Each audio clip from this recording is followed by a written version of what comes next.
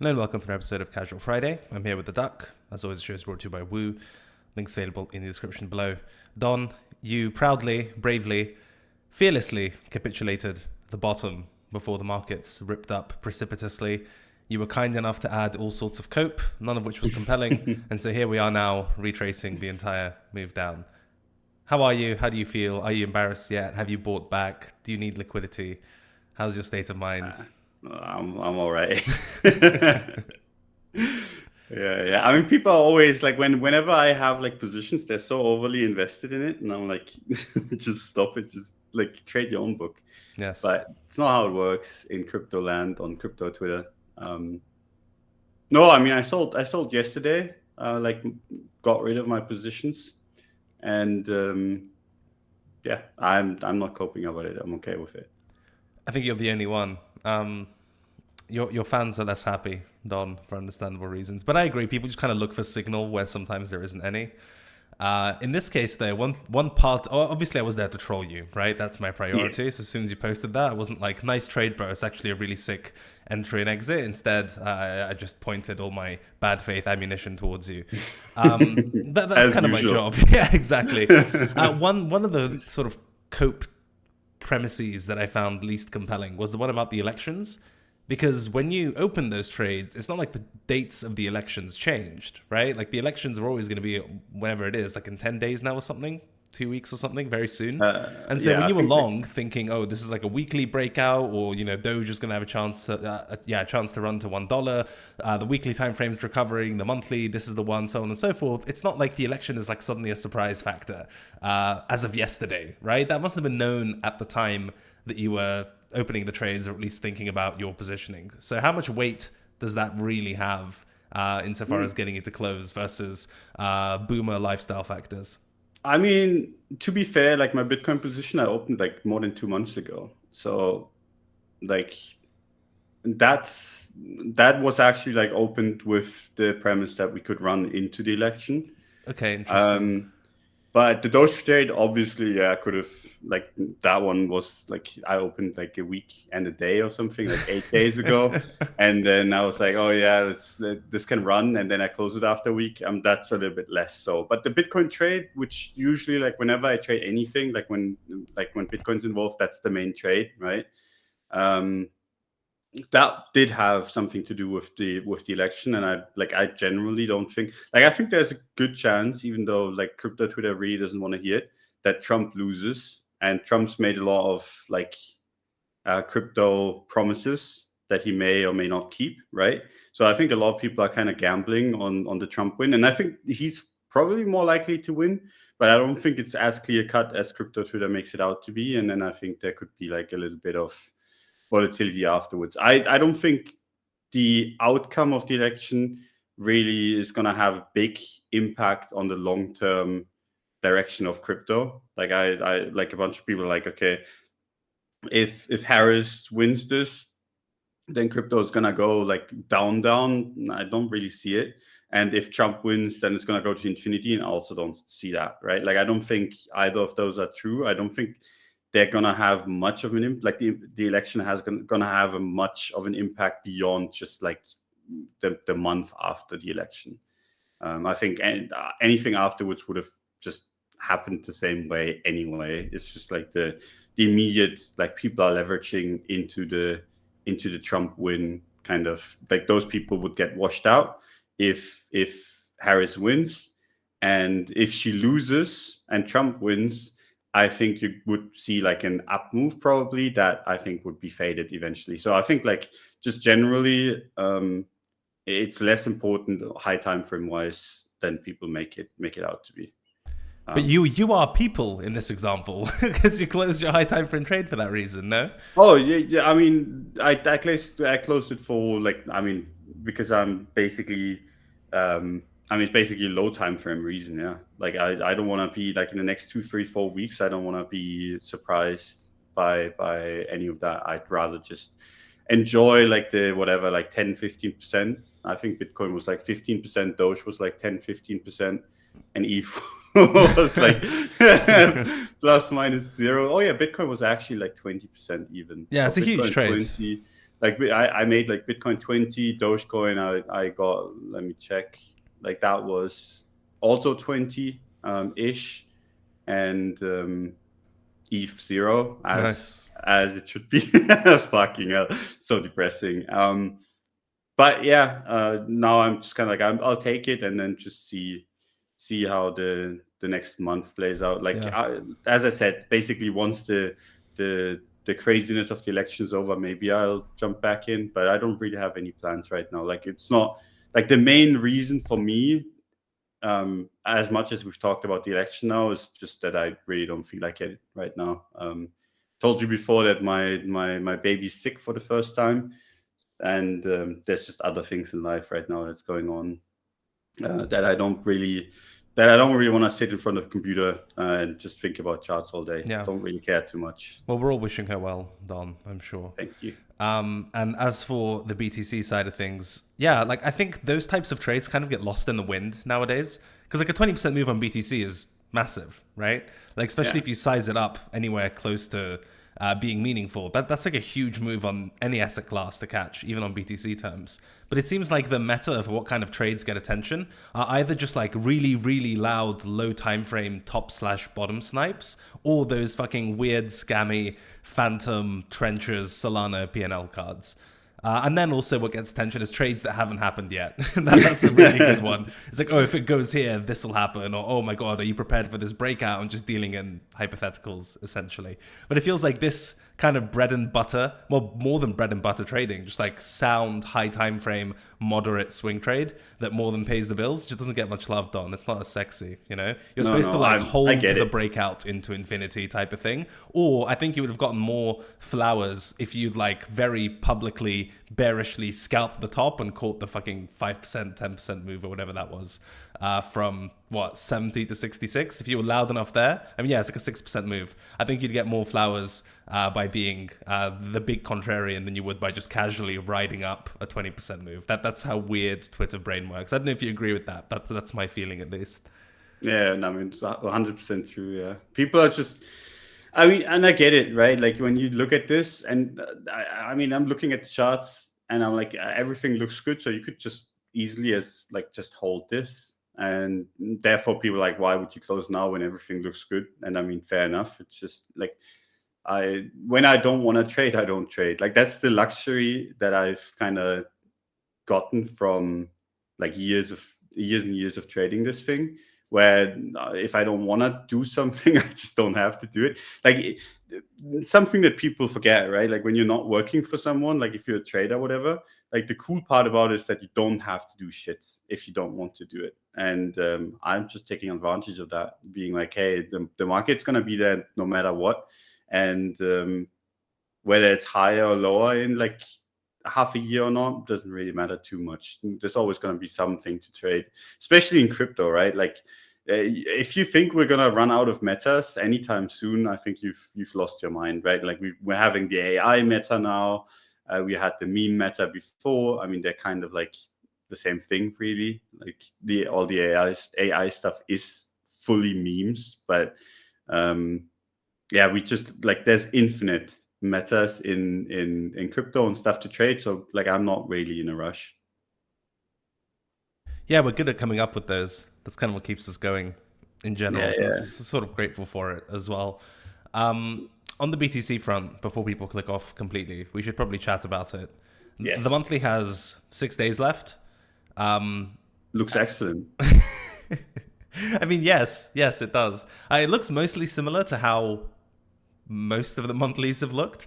We could start coming up with more stretched reasoning, like, oh, this is going to be the highest monthly close since May, for example, right? So you're like looking for breakouts within breakouts type of thing. But like, again, if you take a zoomed out perspective on this monthly, it's basically just been consolidating above 60K, right? And there have been no prizes for trying to time the exact breakout or breakdown. I think it's actually been quite costly doing that in general. The weekly, I think, is super interesting. I'm still perplexed by the level of discussion about like TA market structure. It's reached almost sort of, I don't know, like pure autofellatio levels, just like a theoretical exercise of sort of intellectual indulgence, if you will. You know, people just want to sound smart talking about market structure. Like I read this fucking really long thread where people were debating the so-called nuances about internal market structure and internal range liquidity versus Oh, external market Jesus structure and Christ. external range liquidity. And I'm like, okay, like at a certain point, you have to say, I'm drawing fucking lines on charts and this shit is made up, right? And this is coming from someone who thinks TA still very much like works in crypto, and it's a very powerful tool that even investors should have because we're so price and momentum oriented as a market. But it got to that level of like circle jerking about the specific fucking candle, which high to use, this high caused the low, and all this other stuff that like everyone was getting in on it, and that became like the most saturated meta ever. I think that one of the earlier mentions of weekly market structure was either on Casual Friday or on Monday markets or some combination, and that was around the time like in July when we had that lower low and we started rallying. I think there was a video titled, at least on the Monday market fronts, being like, don't something about like a Bitcoin pattern, right? And at the time basically talked about how market structure technically shifted on that low. So, you know, if we bounce up, that might be resistance. And no one gave a shit about market structure at that time for understandable reasons. But now that we've been consolidating for like 7-8 months, the time where technically you should care the least about market structure, now it's got like the entire market focusing on it. And that tends to be the case with a lot of things, right? Like with trends, everyone starts talking about, oh, it's fine, bro. Look, we're like in a very healthy, solid uptrend. And there's like full consensus about the trend when it's about to end. And it goes that way for momentum as well and all this other stuff. But I feel like the TA-based market structure discussions in particular are like, they have to be reaching some sort of top or saturation because it's getting really ugly. And also, just finally on a practical note, most of the discussions are not super useful because, you know, one of the common arguments, and one that I understand from a kind of purist point of view, but I sort of object to from a practical point of view, is that, hey, you need to pick kind of the high that made the low, so to speak, or like the high that made the lowest low, whatever else. And until that's broken, then there's no useful shift in market structure. And I've seen that referred to as the 68.2K high, but I've also seen that referred to as the 69.70K high, right? Now, at a certain threshold, if you're looking at this market at, you know, 54, at 65, and then at 70 plus, and then you get your confirmation at 70 plus, you've missed out the entire leg from like 58 to 70 plus. And at that point, you might think like, okay, I'm trading the confirmed shift in external range liquidity market structure, right? And you feel really good about yourself. But in reality, what you're doing is basically fucking breakout trading, right? That's all it is. It's just wearing a fancy costume and some lipstick. At that point, you've just drawn like the highest / furthermost level of resistance, and you're just aping in on the breakout, calling it something else. I just feel like if you keep setting so many like arbitrary, not even arbitrary, but like difficult thresholds for something to qualify as strong, then you have to, at least in your mind, be aware that you're going to be paying a massive risk premium to get your entry because the market has to fucking move so much in order to give you the confirmation you so desperately want. Like, there's always going to be a spectrum when it comes to these kinds of confirmation signals. You get paid more when there's less confirmation. Full stop. That's just like how it works, right? You get paid less, or you have to pay up, depending on how you want to look at it, if you want more confirmation. But I feel like people sort of trick themselves into believing that if they wait for long enough, then they'll also get the best entry. And often that's kind of just not true by definition, especially with these sorts of things. So yeah, all of that to say, nothing useful. I'm wondering whether you followed and what you think of the market structure discourse in general. Yeah, I mean, I find it a little bit ridiculous that people have so like strong opinions that they need to argue with other people about it. You know, like I think you can have your opinion whether the market structure has shifted or not, but I don't really see the point in getting on Twitter and be like, no, you're wrong. Look at what I've drawn up. Like that just seems a little bit silly to me.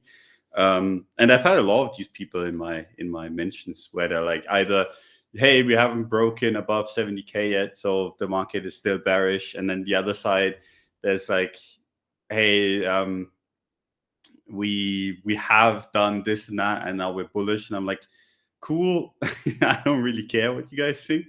Like, why do people put so much like thought into what other people think and don't just map it out themselves? Because it's like, it depends on how you look at it, right? For me, and there's something that I've been saying since we broke in through 61K.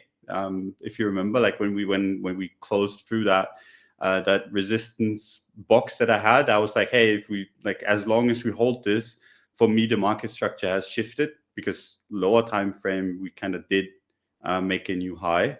and that's enough for me to kind of believe in it. But I can also see the other side of the argument, where it's like realistically high time frame wise, as long as you're below 70K, you haven't. So it depends. I think both sides have a point. I don't really see why people are arguing, because you can just trade whichever side you believe in. But yeah, for me, market structure has somewhat shifted, especially now that we've closed. Like we made a new high close last week, and unless Bitcoin kind of breaks below 62K, I think like I'm just gonna assume that that's bullish on the weekly time frame. And then if it loses that, I think that's hype bearish, and you can be the bear tart that you want to be. Until that happens, I don't really see the point. I think it's a little bit risky, especially given that even if this could be bearish, like it could break out and still be bearish, right? Like if a breakout above 70K happens and then gets immediately rejected, like that'd be the most bearish chart that you could draw up.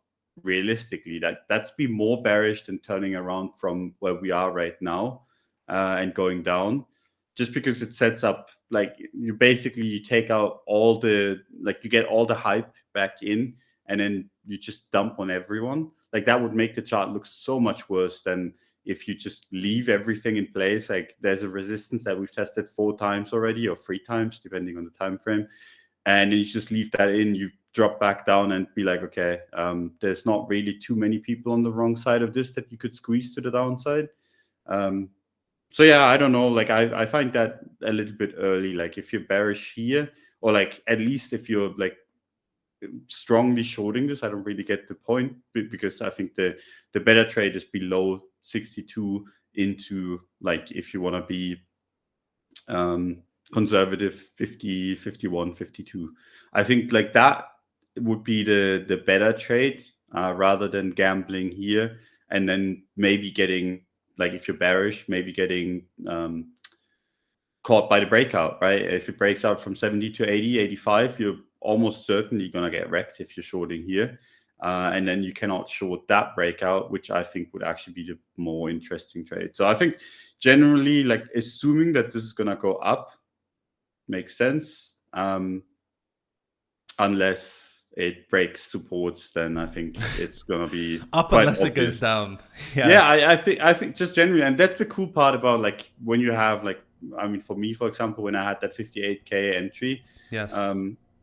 Which is now like, if you go anywhere close to that, it's very, very bearish, right? Like anything below 60K, I think would be a clear bearish signal for everyone. And then you can just basically be like, hey, I can be bullish as long as I don't get invalidated. And then you have your invalidation, it's even higher than your entry, and that's kind of sweet. So, yeah. I think it's a useful heuristics kind of a heuristic tool would be to ask how significant is it overall if I'm wrong here. So like if you diddle in the middle and do business in the middle of nowhere and you're wrong, it kind of means fuck all, right? Like your directional bias could still be right. You just lost money on the trade. And that's like a shitty feeling, which is why we talk so much about this whole like proximity to invalidation thing and doing business at do or die levels. Because then if you're wrong, it's more likely, I wouldn't say it always means something, but it's much more likely to mean something. Like you buy a fantastic last ditch level of support. If that thing gets cooked, you're not going to be rebuying 2, 3, 4, 5% lower, right? You're going to be like, oh, holy shit, this is like cooked. That was a really good opportunity for the market to go up. And now, yeah, I've lost some money in a way that was managed, but at least I've got like a clear view going forward. And it works the same on the short side as well. You're like, okay, this is like a really good level of resistance and everything makes sense here. You tap it and it blasts through. A lot of the time there's going to be a lot of signal baked into that where you're like, okay, holy shit, like if bears have given that up, there's clear skies for another 5, 10, 15, 20%. And it's in those types of areas where you A, save yourself money by not being entrenched in a bias and you're losing a trade actually provides you with signal, but also B, those are the reasonable areas where you can actually do the whole TA meme of I was wrong and I'm going to at least look for an opportunity to flip. But I feel like if you do business in areas which are just not particularly important, you lose out on both of those signals because your invalidation means fuck all. So I think in general, when you're looking for trade selection criteria, I think it's nice to ask yourself, like, would getting invalidated mean something? And if the answer is yes, then you've probably found like at least an interesting, to use the meme, inflection point in the market. But if the answer is no, then it's not particularly useful. And yeah, on the market structure, whatever discussion thing, I think it's at this point become kind of a brain rot discussion, as I mentioned. You can always sort of argue your way out of anything with reference to other time frames, right? Like you can start drawing 4-hour higher highs and higher lows and say, well, look, intermediate or intraday market structure is broken. And then someone else jumps to a higher time frame and says, okay, well, 68K is, a lower high relative to 71K. So until 71K is broken, then it's not valid. And then another guy comes in and says, actually, that's a lower high relative to 72 and 73K. And at that point, you're basically you're breakout trading the all-time high. And like the whole market structure discussion is just like not accurately reflects what is going on at that point. And I mean, you can argue that like, hey, we've made a new high because we closed higher than we did back in July.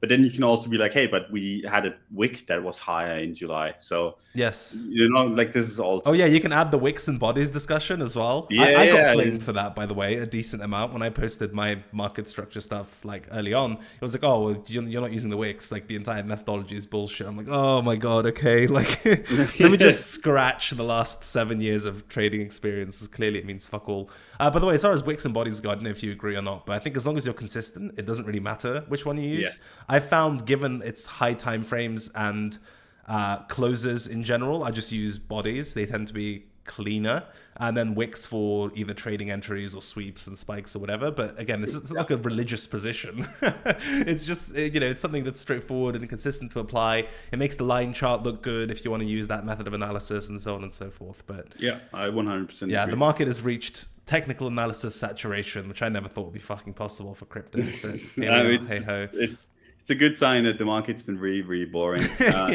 And it's been boring in a place where people are not sad, which is really, really rare for crypto, right? Like Bitcoin, I don't think has been boring in a place where people are actually still wealthy for a long time. It's a newer thing. Usually when the market gets boring, like for example, like in 2017, 2018, like that was painful because it was at 6K, right? So people had seen 20K, and then the market was boring at 6K. And obviously it's a little bit of a different story to like, hey, the market's been at 70K and now the market is boring at 60. That's not that bad, right? So it's a little bit new paradigm. So people have like just act in a different way than back in the day. Which is funny to see, really, because people are not like, they still have the faith in crypto, even though it's been boring, right? And that's a rare one. Well, I think BTC has just become a cycle by cycle. It becomes a less useful benchmark for like how up or down people are, or how how much money they've made, and what their portfolio looks like, etc. It used to be a pretty decent proxy. Obviously not the best, because people would still just go and pump altcoins. And then we'd have the whole up in USD meme, a meme which I will cherish forever and never forget. Imagine trying to explain up in USD to someone now, Don. Like, you just couldn't. It's like that meme, I asked my uncle, who was an engineer at Apple, how we could do this. He says, we don't know how. We can't do it, for like old shit. I feel that way for like the up in USD BTC pair trading meme. But honestly, it feels that way for BTC now, and to a lesser extent, but still validly, last cycle, where no one fucking holds or trades this shit. Most people, we used to denominate in BTC, then it became denominating in ETH, and now it's just like, people don't even look at BTC and just get straight into the trenches or meme coins or altcoins or whatever it is. So it's tempting for an outsider to be like, oh, well, the crypto people must be quite happy, BTC is basically a long-time high, and meanwhile they've gone through like 3 world wars and 8 market cycles and 15 scams that entire time, like completely fucking disconnected from BTC price action and proximity to all-time high. It's actually really interesting, yeah.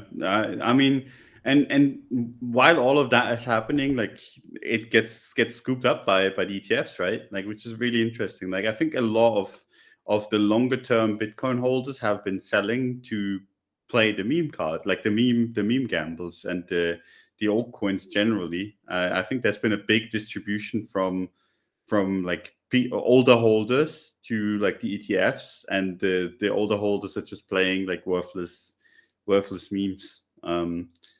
which is either the greatest choice ever or like the worst, dumbest thing you could ever do, depending on your results.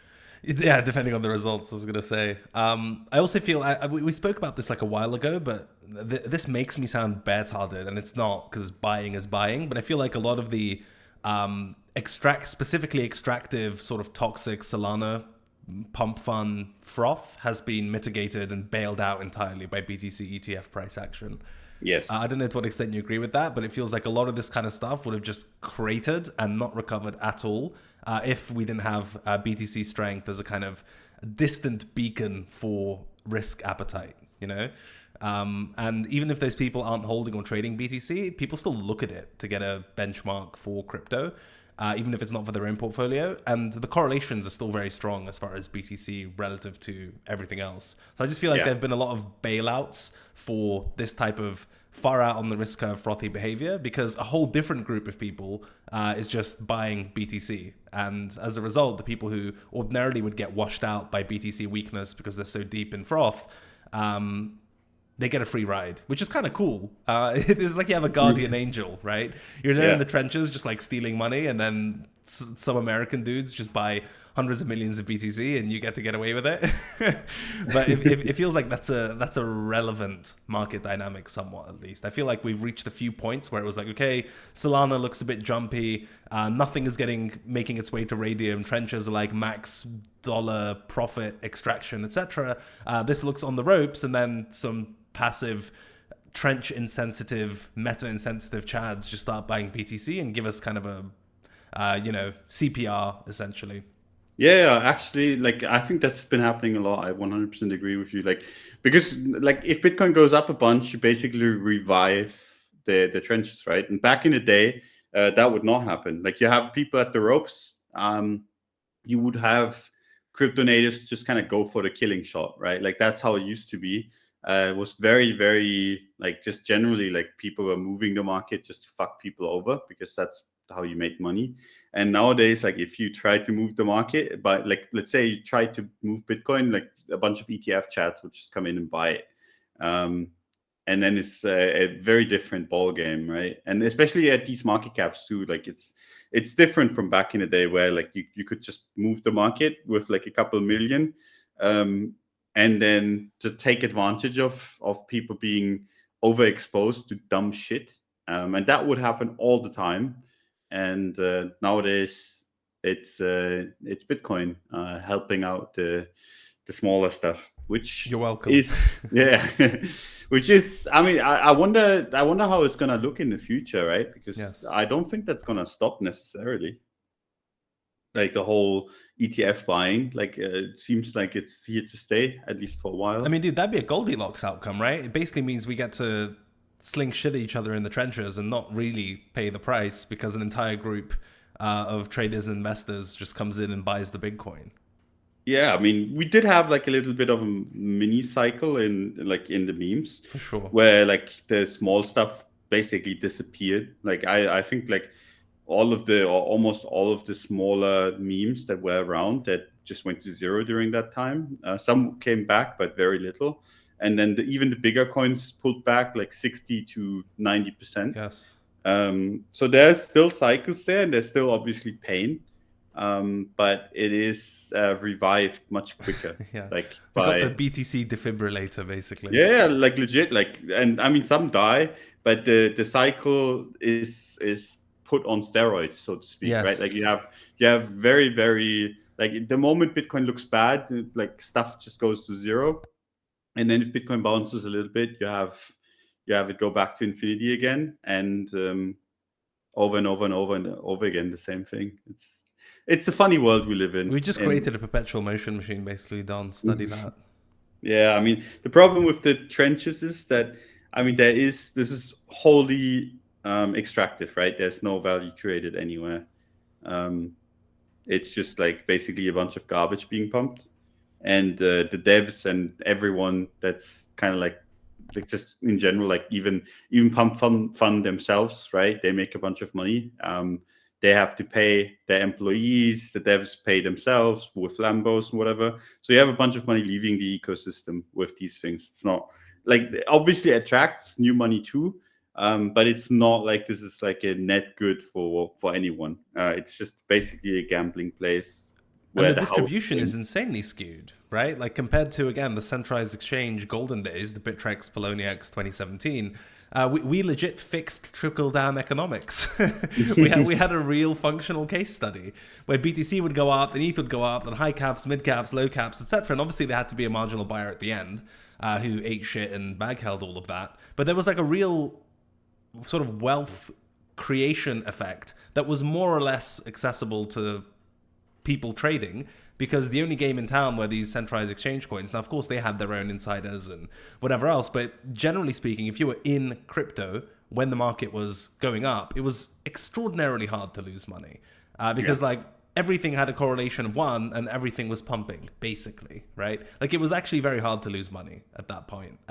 Obviously if you size up at the end and do all that dumb shit, it becomes easy, but generally speaking it seemed a lot, it was at least a way more neutral, accessible distribution of the winnings, because it was such a, it was a much smaller market and the wealth effect was much more evenly spread. Whereas now I feel like the skew is enormous, especially the current state of trenches and stuff, with the amount of how insider laden and again professionally extractive it has become. I don't think it's comparable to like old seasons of old, where you just throw a dartboard. Even pre-Binance was insane, but even kind of early Binance, it's like, oh, just logging into crypto today. The median altcoin or whatever is up like 20% on Binance, I mean, like we, the worst we pumped performing the one. Chinese ETH. Yeah, exactly. We had Korean ETH, Chinese ETH, like, dude, it was insane, but it was all there. And I think it gradually started to shift, obviously. Like ICOs were similar, but started to have a bigger insider element.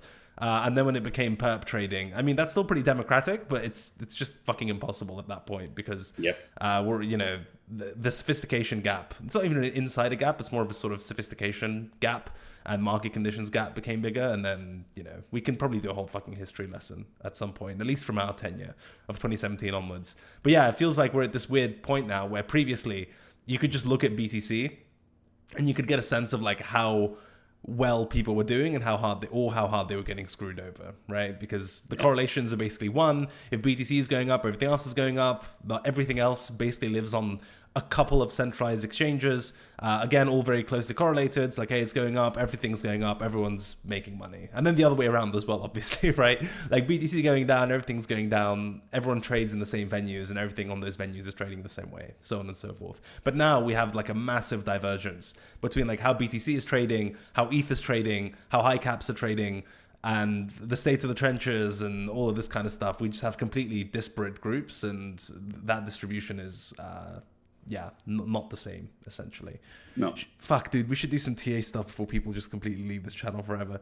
BTC Weekly, when I chatted about it, I basically had the higher close at 68.2, the one we're testing now on the weekly, and did the same boring decision tree of, hey, if it's a higher close, it can go up immediately or it can pull back a little bit and then go up, and it starts to only become shitty if it breaks that and makes a lower low. So for me, I had a tentative support if the market offers a shallow pullback at 65.6, and then the deeper pullback level at 64.2. And then the argument at the time was, if it breaks both of those, you might have a do or die type of thing close to 60K, but at that point, you've lost both breakout levels. The entire weekly candle has been engulfed, and you're threatening the higher lows. That kind of looks shitty. And so what the market did, and at the time we had that daily engulfing candle as well, right? The bearish one. And so the argument at the time was, hey, bearish engulfing, that's like 2-3 days of down for directional bias purposes. But then you have those weekly supports below you, essentially. And that more or less transpired. There was a really quick test of the shallow level, which is generally a good sign, I think, on average, at 65.6. And now it's sort of made its way back up and retraced most of that. So I don't think there's anything that I would add or change on the weekly time frame. I mean, you could obviously go down the list and do that meme exercise of market structure higher lows. You add like 69.7 and then you add whatever 71, and you can just keep saying that it needs to break this. But I'm just not sure that's like a super useful exercise. I think for me, the so-called move of the week was essentially the midweek dump to 65.6. That seems to have held. I think if this week closes above 68.1, that's a pretty good sign, because then the anatomy would basically be retest the nearest weekly support and then close above the highest close. And that's good. in general. I think it's like a positive development within the context of this consolidation. And yeah, it can pull back and get back there or whatever else. But I feel like if it wants to carve out like another higher low, as long as it doesn't violate 61 and generally hold 64, 65, I'm comfortable with how this has continued to develop on the weekly time frame, even if it's been slower than people would have liked. What do you think?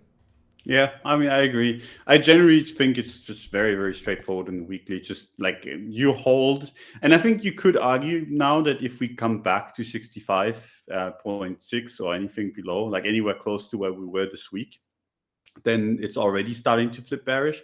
I think it's not the worst argument in the world. Basically, you have to like that has to have been the low. I think that's a decent argument, but just generally like below 62, very bad. Above 62, quite good. Above 70k, really good. And there you go. I think it's pretty straightforward. Don't Ta-da! need to overcomplicate it I too agree. much. I agree. What about the daily, Don? Is there anything else that this time frame captures that the weekly doesn't? I mean, it's at resistance right now. Like for me, at least, I've had. Oh god, I know this fucking level. Yeah, 68.3 or whatever. Yeah, we overthrew it, and then we had the dump. Oh, so your daily is bearish technically. Technically, the daily's bearish right Okay. now. Yeah. No wonder Like you that's. sold everything. Did that influence your decision at all? Was there a moment where you kind of look at the daily and thought, like I'll actually start coping, but really you just looked at the daily and said, fuck this, I don't want to be long into daily resistance? I mean, it's the daily is not the best right now, but it wasn't really the main reason. Okay, No. fine. But I looked at it and I was like, oh yeah, but it doesn't like when I have a setup like this, I have to be extremely bearish to take it because basically what you're betting on is that the weekly and the monthly are going to get rolled over and everyone is on the wrong side of the trade, right? And for that to happen, you have to be like exceptionally lucky. Like it's really hard to basically pick the point because this is basically the point where the weekly and the monthly would have to be wrong for you to make money if you're bearish. And you do have a bearish signal or like a bearish setup on the daily. Like could easily short here with a stop above the high and go and target like very low. And it's like a decent setup. The only reason why it's a decent setup is because your target would be very, very far away and your stop loss is very, very tight. But it's basically that moment where you have to bet against the high time frames. And that's usually not the best. So like it's not like I'm super bearish here. Like I look at the monthly, I look at the weekly, and I'm like, oh, both of those are really good. The daily is bearish, but that's not the end of the world. Can easily invalidate today or tomorrow or whatever. So it doesn't really impact my thinking too much. Yeah, that's nice. I mean, it comes down to time frame hierarchy, essentially, right? Yeah. I mean, the best contrarian bets come from. Sorry to interrupt. Just like before I forget, because I'm dumb. The best contrarian bets come from those types of ideas, though, right? In theory, where you're like, okay, listen, there's one time frame that's diverging. It's technically the fastest moving, weakest one. The smallest time frame. But I feel like if I get an entry here, then it can really snowball into the higher time frames. That's the best setup I'm gonna get. Do you think that philosophy is correct? Yes, I mean, basically like 99% of the time you're going to be wrong, but that 1% of the time you're literally going to snipe the bottom or the top. Yeah. Like, yeah. Because the low time frames, they're going to, like that's the thing, like the high time frames generally show you where the market wants to go. And the low time frame will tell you like when that shifts, right? But most of the time that's going to be like just false signals. But the moment it shifts, it's going to be because of a low time frame signal, right? Always. You're never gonna get like like the Pico top on a high time frame because the high time frame is so much slower than the low time frame. So yes, you can like sometimes you get a really, really good setup on a low time frame. You're like, oh, this is so risk defined. And then you look at the high time frames, you're like, I mean, these are still like trending one way or the other. But if this low time frame shift kind of has an impact on these, could that kind of make the difference? And then sometimes those are the best entries. Yeah, sometimes you just like you slam it on the low time frame because, and there's something that I like to do on when I'm buying, right, where I'm like, yeah, technically everything is bearish here, but if that low time frame leads to the like one high like to the daily, for example, like if this 4-hour shift in behavior leads to a daily shift in behavior, maybe that'll change the entire high time frame hierarchy. and then you can just snowball it, and that's where you buy 16K and sell like upwards of 30. And those are the trades that like. Did you really just pat yourself on the back for that trade casually in the installation, Don? I mean, if you don't have anything else, sometimes you. That's clever. I like it. But no, like those are, because that's what I did back then. Like there was a 4 hours setup at 16K, and I was like, if this holds, the daily is gonna flip, and the weekly is gonna flip, and that's gonna lead to like a massive move, and it actually led to a bigger move than I anticipated. So it's definitely worthwhile to not just completely ignore the low time frames. It's just most of the times, like, and it's something that I see a lot of people do, is they use this too often, right? They're like, hey, the 4 hours really bad here, and everything is gonna crater, and it's not necessarily how it goes. Like 99% of the time, you're gonna be wrong on that one. Yeah, I mean, essentially it comes back to that same thing we discussed with regard to confirmation and why you're getting paid, right? Like for that trade, you're getting paid because you're essentially early. You're taking the trade before there's any confirmation or evidence that you're right. Whereas if you wait for every single time frame to align, you're not taking on that much risk. So your upside is generally going to be less, or at least that's kind of what you should be aware of. Yes. The risk premium. It's just like buying. Let's say you have a level of support, right?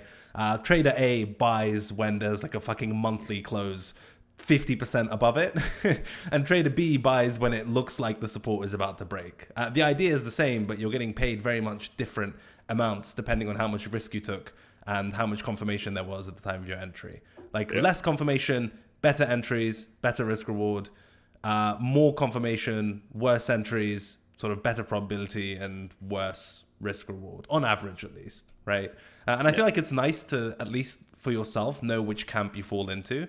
I think in classical fashion, diddling in the middle between those tends to be pretty terrible. And I think we discussed this on the show as well in the past. Yeah. Where you have like a level, and instead of buying it when it looks like shit, or buying it when it's clearly flipped, you kind of buy like a tiny bounce or a tiny reaction, like a 5-minute, 15-minute, hourly sort of micro reaction. At that point, you're neither here nor there. You haven't taken the balls deep entry that gives you, high proximity invalidation, and you're actually getting paid to take risk at that point. But you also haven't given it enough of a chance to develop where you can kind of just chill out and say, okay, I've seen enough evidence, and the probability pays for the lack of good entry. Instead, you end up neither here nor there, and it's just kind of a shit entry. So I feel like if you're developing either a system or model or just even philosophy to approaching this kind of stuff, I think you either want like really shitty looking charts at support / really strong looking charts at resistance, and you're taking on that risk that your idea is right when it looks most sort of least likely to be correct, or you go for the opposite, which is a strong confirmation model where you acknowledge that your entry isn't going to be amazing, but you wait for that kind of trigger that the probability is materially shifted in your favor, and that's what justifies you sizing up. But I think as long as you pick one of those, I think you're going to end up in the right neighborhood.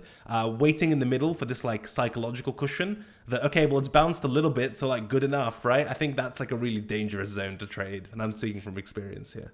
Yeah, I agree. You have to pick. You have to pick what you want. Pick your poison. And yeah, you never, and this is like the thing in trading, you never have like certainty.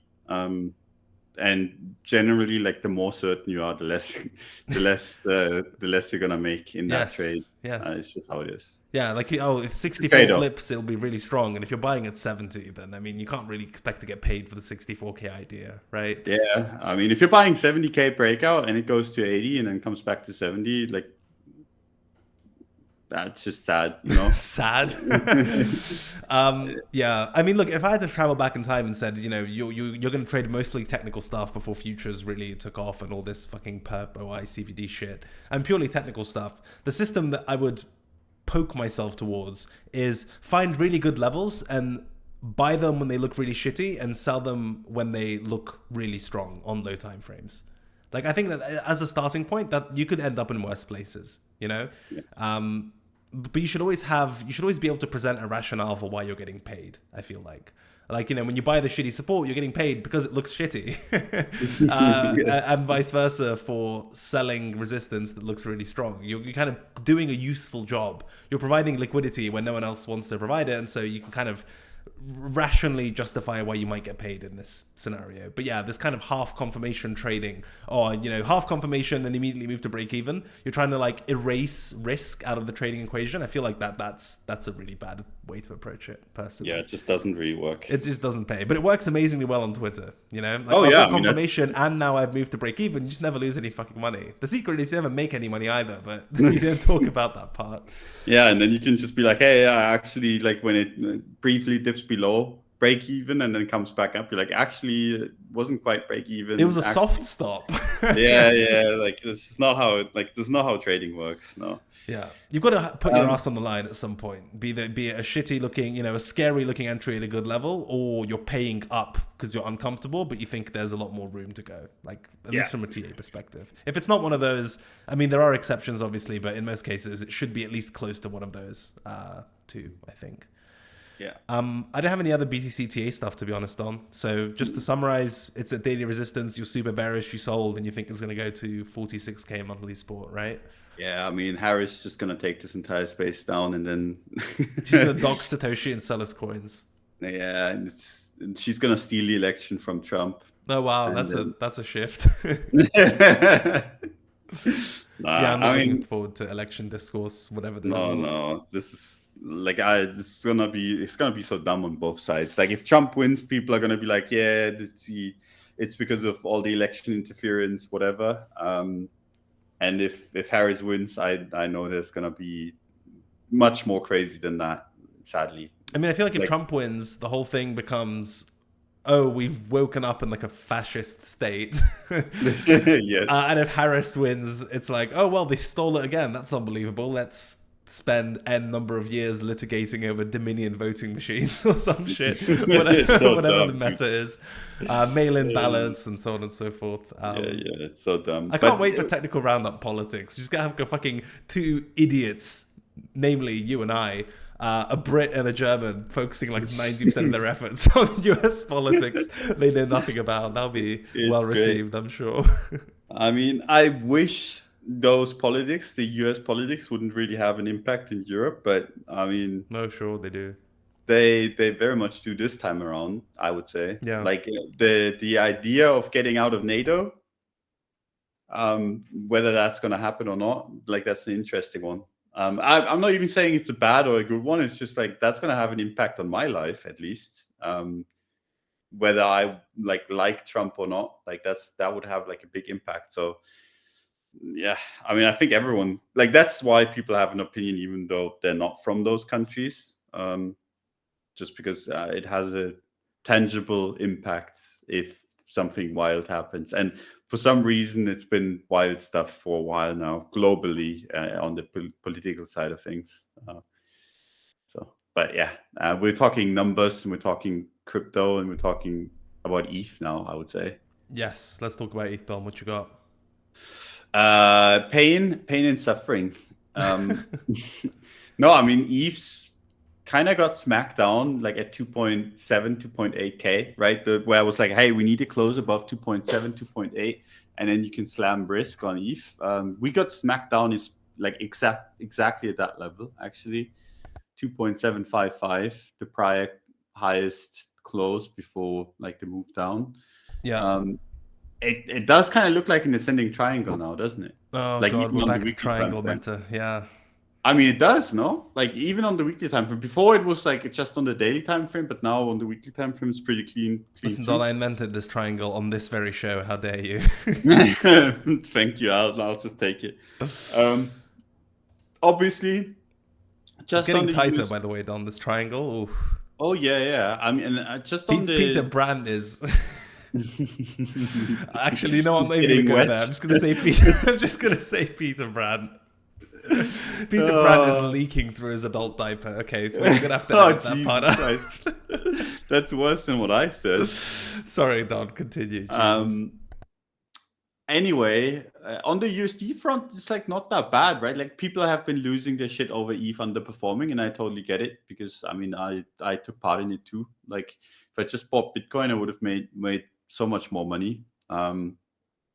like if I just ignored the ETH side of that trade. But on the USD front, it's actually not that bad.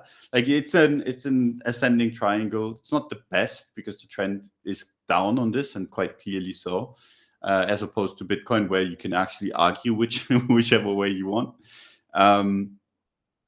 And on the daily, it's the same story, right? Ascending triangle, kind of making the same like equal highs over and over and over again. It's a little bit boring, honestly. Like, it's not the first time that ETH's just put in like a lengthy consolidation like this. We've had one, I like very clearly remember 2017, where there was an ascending triangle between like $400 and $150. I don't know if you remember that one before. I'm absolutely not going back to track that, but yes, I vaguely remember. Yeah, so there was one, but that was after like a big up move, right? Now we've gotten it basically after a big down move. So yeah, we'll see how this one plays out. I don't hate it too much on the USD pair. I do hate it on the Bitcoin Fine, pair. yeah, ETH BTC. ETH BTC is like, it's honestly, I mean, on the monthly, it's still exactly where it was. It's not really like that's moved too much. It's still in the area of support. It's just the low time frame's been paying. I mean, even the weekly non-stop. broke down again. Yeah. And again, and again. And again, and again. What a pain trade, dude, honestly. Yeah, like, yeah. I mean, people are capitulating on this thing. Slowly but surely. I wonder if we're going to get a big capitulation event or not. Like if Bitcoin goes down, and I actually, like, I'm bullish Bitcoin, so I'm not expecting this, but if Bitcoin were to go down, that would actually set up for a really interesting ETH trade, because basically ETH, like with how Bitcoin's been trading, ETH's been bailed out by Bitcoin, right? ETH holders are not losing money, and besides the people on CT and like the people that are watching every day and comparing their ETH to Solana and Bitcoin and all these other coins, normal people don't really do that, right? They just look at the USD value and they're like, oh, I'm up like 5%. Don't really care about that. If they just own something else, they would be up more. They're just looking at that. So they're kind of been bailed out. And if Bitcoin moved down while we have all of this ETH BTC weakness, like ETH could go to quite low levels on ETH USD, kind of making them capitulate too. But for that, we would need to have Bitcoin to go down, which right now doesn't seem too likely. But that would be an interesting one. Like if I saw like massive, like finally some massive ETH USD capitulation, because we've only had ETH BTC capitulation, yes. Really. That'd be an interesting trade, right? Like let's say ETH USD, like ETH breaks down from this ascending triangle and moves towards like what, like 1.5, 1.3. Yeah, that was going to be my next question. Where does... Is 1.9 not good enough for you? Do you remember that level we talked about for like 18 weeks? 1946 or some shit? It's too close to the current consolidation, but okay. If you get some strength there, maybe. But like the proper capitulation, like if Bitcoin actually just went down, and maybe that would, like, let's say Harris wins, right? And I mean, this is all just like thinking aloud, but let's say Harris wins, people are over leveraged Bitcoin because they expected Trump to win and kind of like start buying it on the open market. And then Bitcoin goes down towards like 50K, right? Like that's not the biggest pullback, and like wouldn't be like out of the ordinary, like having that kind of pullback. And with where we are right now, right? Like let's say that 30-40% pullback on Bitcoin would happen. Like where would that take ETH USD? And that would kind of land in that region, right? 1.4, 1.3. If you get on top of that a little bit more ETH BTC weakness, then you could go towards like 1K. And that trade, I think at that point, ETH would be hilariously underpriced. And that'd be a really interesting trade. I even think right now it's an interesting trade because people are just way too bearish on ETH, just fundamentally, just because of price. And it's something that happens all the time. It's happened with Solana too. Solana dumped to nothing, right? And people were like, fundamentally, this is just a piece of shit. But the fundamentals never changed, right? Like this thing went to 200, like from $260 to 8 or 7. And people at 10 realized that Solana was shit fundamentally. And then it went back to 150, and then Solana is great fundamentally. Like Yeah, this yeah. is how crypto people think, right? And I think this is kind of where we are getting in terms of ETH, where people like ETH is shit just because it doesn't go up. Do you think the Which capitulation, if the way you've described it, at least on the BTC pair, the kind of band-aid rip-off moment, could it happen on an upside move, or does it have to happen on a wipeout downside move? could happen on an upside move too, yeah. Okay. Like that's the other scenario. Let's say you get Bitcoin going towards like 100K, and ETH kind of has a breakout towards like 3, and then just doesn't do anything, and kind of like you see Bitcoin kind of going up day after day after day. And this is the 2017 scenario that we had with altcoins before alt season, right? In 2017, Bitcoin went up so fast that altcoins couldn't keep up, and for a little bit, not for long, but for a little bit, altcoins actually lost against USD while Bitcoin was rallying really hard, and people capitulated like left and right because they were like, "Fuck! I bought this useless piece of shit altcoin, and Bitcoin is running, and Bitcoin is going to infinity, and what the fuck do I do with this useless piece of shit?" Right? Like that's kind of the opposite way to go about it, right? Where you have like this kind of strong Bitcoin move, and then the altcoins do like not as well, and then people capitulate from them into somewhere else, and then you get the big move. That's how we had the 2017 altcoin season. Of like a week or something, altcoin weakness into like where Bitcoin was strong, and then it kind of just full reversed, and altcoins just went to infinity. That'd be the upside scenario. I think both of them would kind of lead into really nice price action altcoins. But maybe the market is a bit different now, and it doesn't really do that anymore. But I would like both, honestly. Like I don't have a problem with either one. I think both of them are excellent trading opportunities. Yeah, I always, at least initially, struggle to come up with capitulation scenarios that are to the upside, not to the downside. If that makes sense. I think Yeah. naturally, in general in crypto, that tends to happen from people losing money and shit nuking, as opposed to relative underperformance. Um, but it is Yeah, it definitely has to be possible. extreme. Has to Yeah, be it has to be extreme. really, really extreme, where people are like actually in pain, right? Where your neighbor comes to you and it's like, "Hey, Bitcoin's going up. You talked with me about crypto like a year ago. You must be getting so rich, and you're down like 5% on the day, Yeah, and yeah, Bitcoin's yeah. up like 15, and then you get that for a week straight, and you start losing your shit. Yeah. That Like kind of way. BCH pump style, you know? Oh yeah, exactly. It's a good Yeah, that was example. good times. Good times. Oh, that People was don't good even know times. what that is They anymore. don't. They don't. Oh, Don, we're such fossils. Yeah, That back in the said, day. dude, some of the stuff that has come out of this show. I mean, obviously, 99% dog shit, self-indulgent, fake philosophy, fake trading advice. Just complete and utter garbage. But like the ETH BTC downtrend plus mid curve of the cycle thesis that Oh, came that out was of, great. Yeah. yeah, that's really good. Also, I think we were pretty pro Sol. I mean, you don't get. I mean, you fucking get tarred and feathered for this. But I distinctly remember Casual Friday episodes were like, hey, wouldn't it be, it makes sense for Solana to just have this, basically shake off the shackles and association with all this FTX bankruptcy stuff and actually fucking go back up, given it was one of the stronger performers, like a comeback story. I think the term was used at the time. Yeah. That was kind of a real thing. Didn't exactly write it off. Didn't trade it particularly well either. But No. the narrative was there. Luna.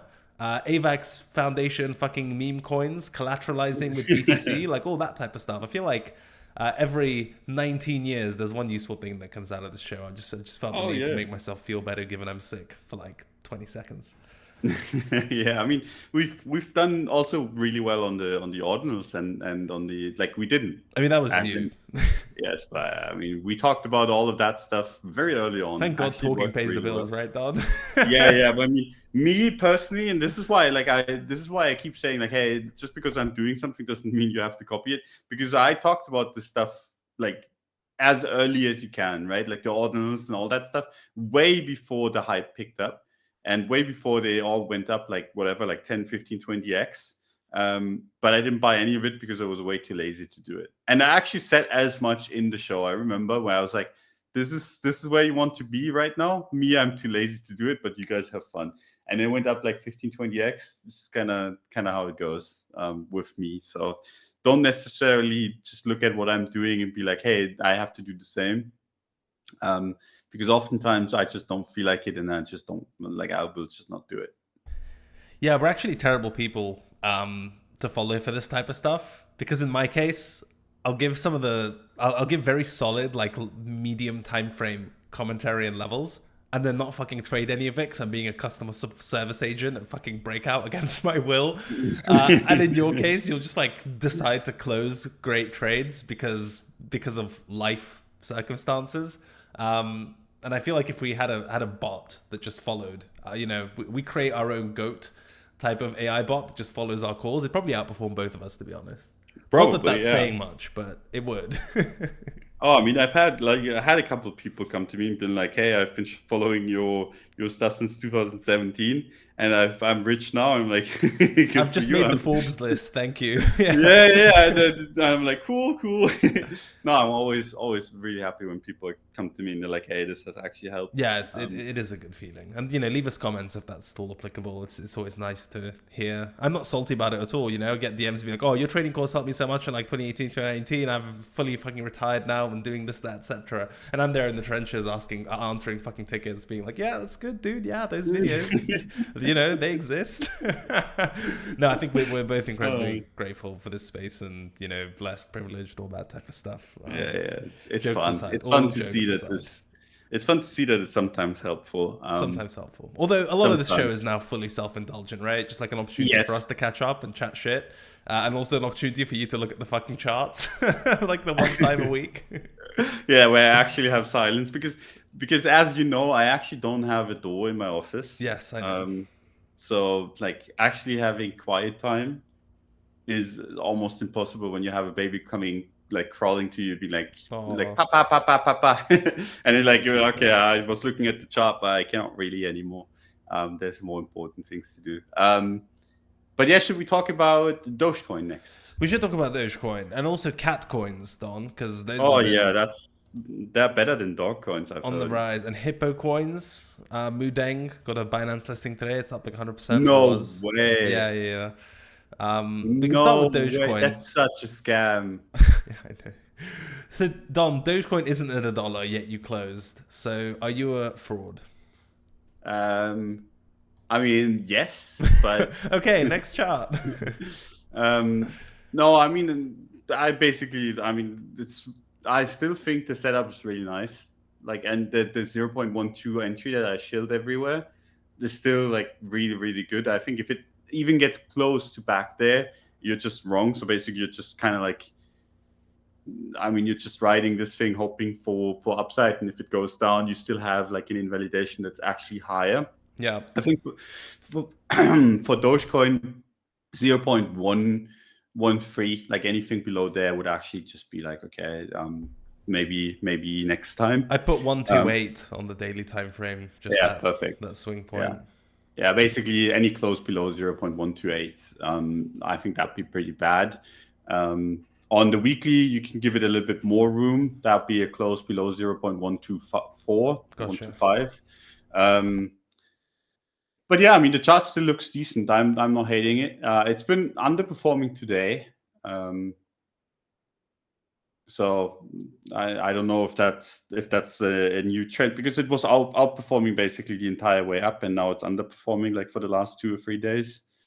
So maybe the Doge is not pumping. I think generally speaking, it's also again like a little bit of an election bet. I think the reason why it went up is because people are betting on Trump winning. So Elon Musk would be a little bit like, if Trump wins, it's very like Elon Musk is very well situated to kind of take advantage of that, right? And he likes to pump Doge whenever it goes up, basically, like he cheerleads it a little bit.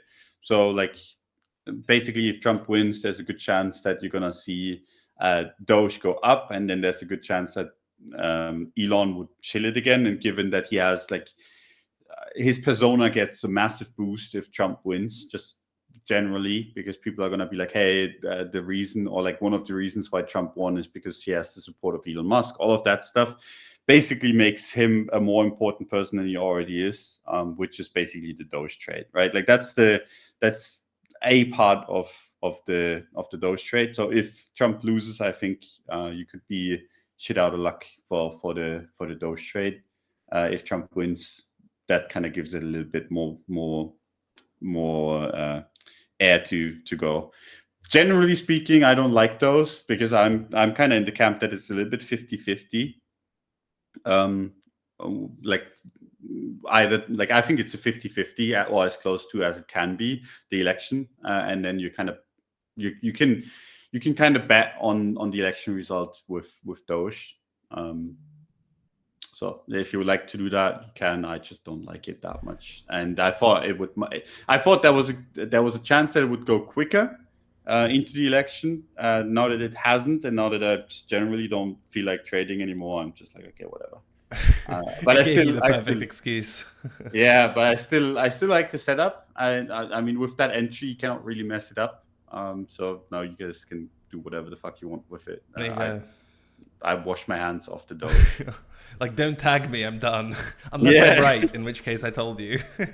Yeah, but I'm not making a call here because I could see this go. And if Trump wins and you get like, and if Elon feels like it, I could see this just run as kind of like one of the more OG memes. Like if the memes catch on, like my whole Doge thesis kind of plays out. And if Trump loses, I think that's more like less likely actually to play out. Yeah. So. Well, we are the retail that we're waiting for, you know. Yeah, like every cycle. Yeah. Like they'll be here soon. It's like you are they. Any other altcoins that caught your interest? I mean, Solana again, this is like almost like the meme market structure discussion type of thing, where if you look at it zoomed out on the weekly, you're like, well, it's still the same range. External range, liquidity, market structure, made up shit. But then if you look at it on the daily, on the 4 hour, you're like, oh, this shit is like walking up, you know? Yeah. What do you think? Like in general, how do you approach those types of dilemmas, I suppose, where essentially the high time frames, the progress or regress is marginal. It's like broadly within the same consolidation, broadly within key levels and whatever else. But then once you start going to like daily 4 hour, 1 hour, it's you know, presenting a diverging view where there is like a more aggressive short-term trend in the context like a very boring consolidation. Do you have any like advice in those contexts? We're like, okay, now you should pay attention, and you know this is now an indication that the consolidation on the higher time frame is more likely to break because of this lower time frame shift. Like, is there any time frame balancing tips or techniques that you have to dealing with this kind of stuff? I mean, it's really hard. Like these kind of situations are really hard because it's really, really high time frame, right? The weekly time frame on Solana is like a range since March 2024, and I think generally, like when it gets to the range extremes, that's where you want to like look at it the closest, and anything in between you can just trade your low time frame stuff. So basically, like on Solana, right? Like if you wanna be a little bit silly, you can, like, that's made lower highs, right? Like just generally made lower highs from 200 to 185 to where we are right now. So you could technically also draw like a trend line there if you wanted to, and we're really close to either breaking this or like just like we touched that trend line basically, right? Yes. Like if you draw a trend line, so this is an area where you have to be really, really eyes on. Like look at this. Bro, you made this chart look so bearish all of a sudden. What the fuck? What's wrong with you? I mean, it's not a bearish chart. But it's one where you have to basically like you look at this. Pay attention, Don. Is that what you're telling me to do? I mean, you actually right now you actually have to pay attention because basically we have equal lows at 120 to 125. We have lower highs from 200 to 185 to where we are right now. That said, we have low time frame, massive momentum, and relative outperformance of pretty much everything else. So if it breaks out here, and this is a consolidation just in the middle of the move, right? As in like from 20 to 200, we had a consolidation in the middle. Now we go to like 400, 500. Then you want to be looking at this closely, see like how this breakout of this trend line sticks or not. Like if it does stick, there's a good chance that the range high, like at 200, goes as well, and then you can move up to 250, 300, 400, whatever. But I think right now, like that's basically where you want to look at it the closest, just because like if it gets rejected here and actually falls back towards like 150, it starts looking really bad. If it breaks out here, it just looks really good. Just generally, I'm look at this thing and I'm like, it's generally very bullish. And that's, I think, the good mindset to have. You look at Solana and you're like, hey, this is bullish.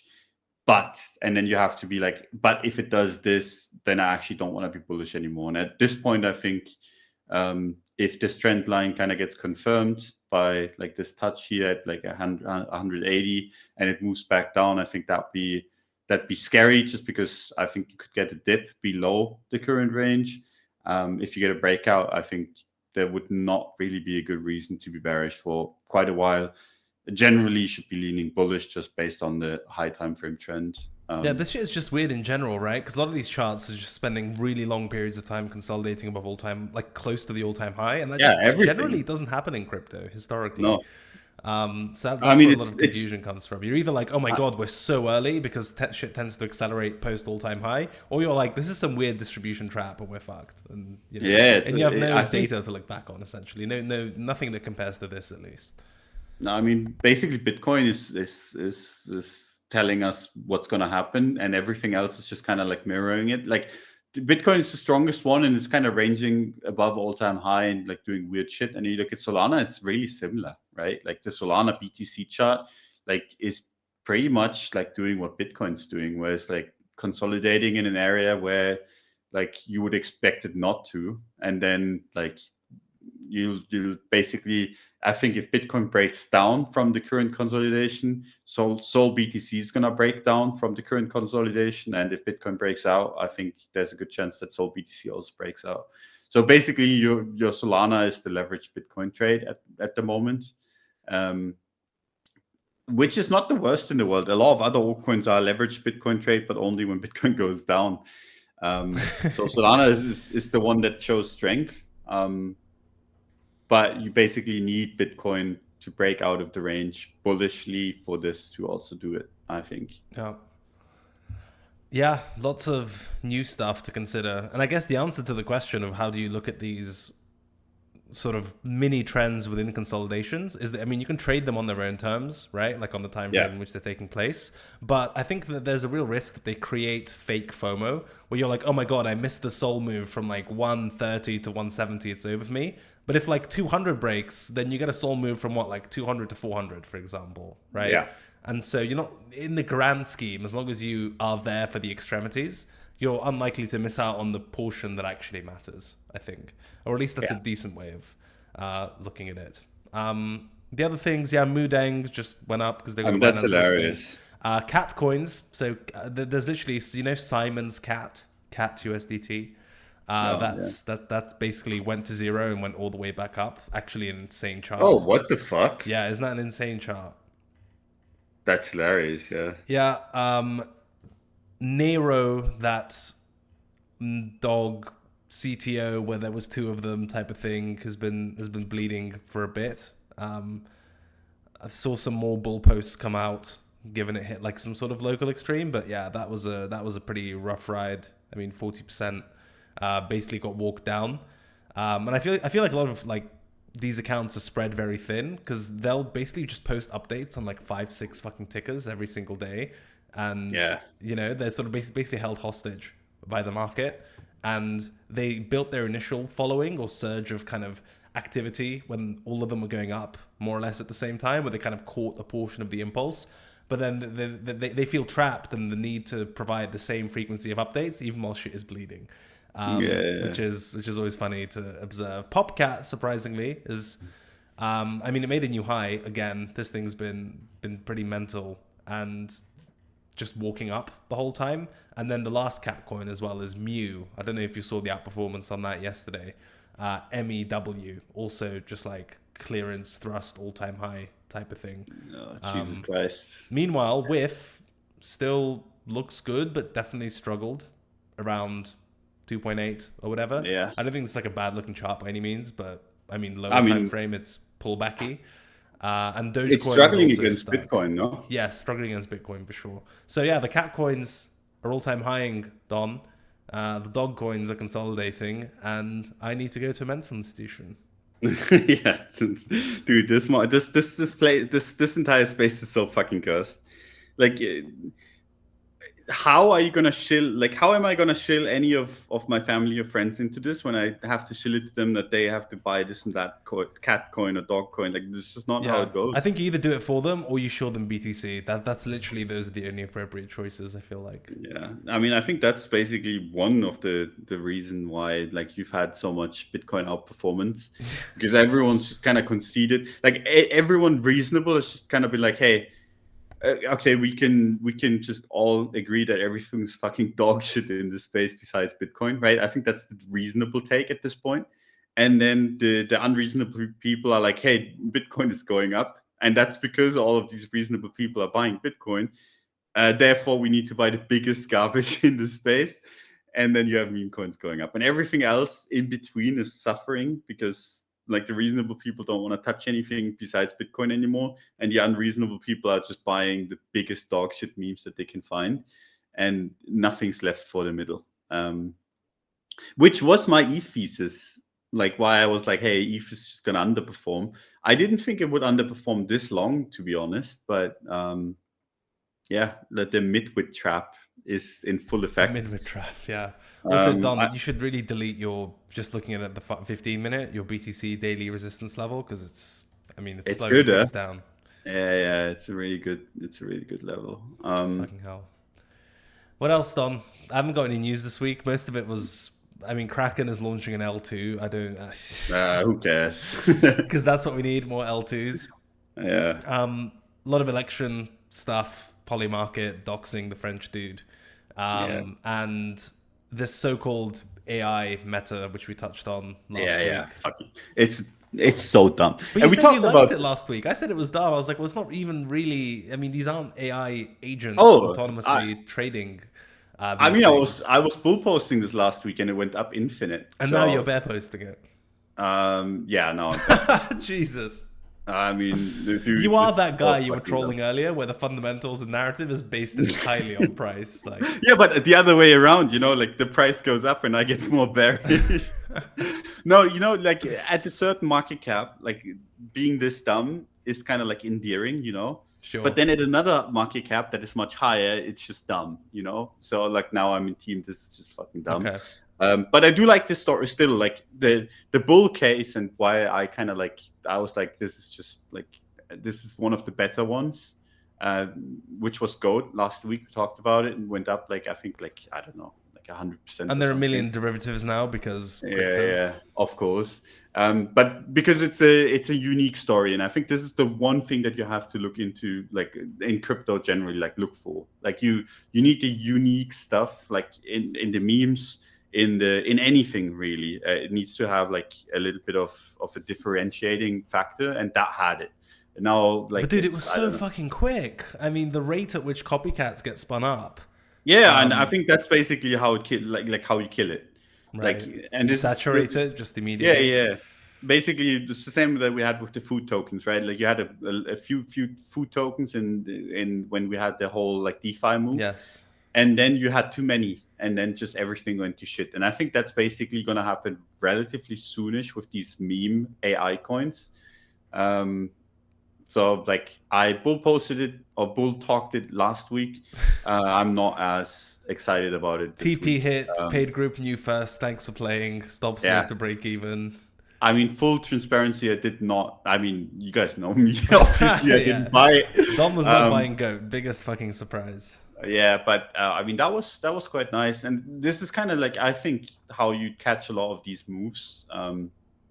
Not necessarily the first move, right? Because that's like people like us are always gonna miss the first move because we don't care. Like we're not in the trenches. But oftentimes you get these like the moment it gets into the public eye. You get these kind of trades where it was pretty obvious that had a little bit more legs and like was an interesting narrative, and then you get like a nice little like whatever 2x instead of like the other people, the trench people get 1,000x, but they get racked 1,000 times too. And And I think that 2x whatever, like that's a good kind of thing to look for, like these kind of opportunity. Also, But the I think it's recovery on late this now. thing was mental. Did you see? Like from high to Yeah, low, yeah. went down like 70%, and then just shot up from the low. There's like 450% to the recent high. So like, Yeah. if you had any conviction on this narrative and you saw it nukes, 60, 70% or whatever, that's like a rainmaker trade, Yeah. And that's all you need, right? Like all you need. those kind of trades, you don't need to size much. You can just, and you the risk of rug is relatively small in comparison to how it would be if you just buy it at 100K market. Yes. And also, like, you don't technically trade these things too strictly either. Like, if you have one of these coins and it nukes 70 to 80%, but you feel like it's going to be a sticky narrative, you're not targeting anything less than the former all-time high, I feel like. Yeah. You know? So at least you've got like a mechanical process there, where narrative that you like, coin that is like the driver of that narrative or sector leader, nukes 60 to 80%, either on its own terms or short-term hype bubble or correlated BTC pullback or whatever the fuck it is. You basically get in there, and then your target is at least the former all-time high, if not like, depending on the market cap and stuff, just higher. That's not the dumbest version of trench trading I've ever heard. You kind of let it show its hand first, and then you sit and wait for a nuke. Obviously, the downside of that strategy is if it just mega trends, you never get that. But I mean, it's been pretty common with a lot of these coins, right? That initial 60 to 80% washout, where the trench traders essentially TP. It's becoming has been a reasonably reliable pattern, at least from my pedestrian view from the outside. Yeah. There we go, Don. We apparently know everything, BTC, ETH, Sol, Tech, Layer 2, meme coins, cat coins, how to trade trench coins, having fucking never done it. This is, again, the most self-indulgent podcast in crypto, I feel like. Yeah. But I mean, people love it. People being me and you. That's all from me, Don. How about on your side?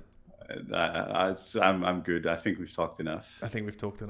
Leave us a comment before you leave. Like the video, subscribe to the channel, do all that stuff. Check out Woo Social Trading. They're cooking. Maybe we'll get Don on there to open big positions, write a thesis, and close them 2 days later. I'm sure people would love to copy that. So, that's all from us. Have a wonderful weekend, and see you next week. Bye-bye.